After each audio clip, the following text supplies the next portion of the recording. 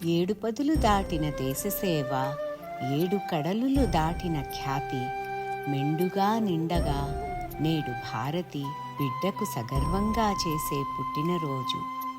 కన్న భరతమాత భాగ్యమబ్బగా, జాతి ఖ్యాతిని విశ్వాన విస్తరింపగా, భారతి నేడు పుత్రోత్సాహమున పొంగి చేయు పుట్టినరోజు పండుగ.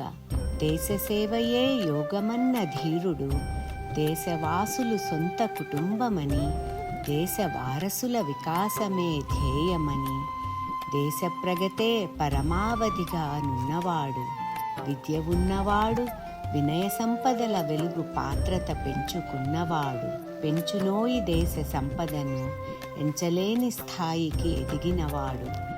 కట్టు బొట్టు నడక నడవడిక భారతీయులు ఏదరివారైనా గర్వపడే రాజనీతిజ్ఞుడు.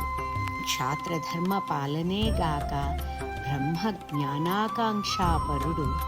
బడలిపోయిన భరతమాత ఒడిన ఎదిగిన వీరుడీతడు.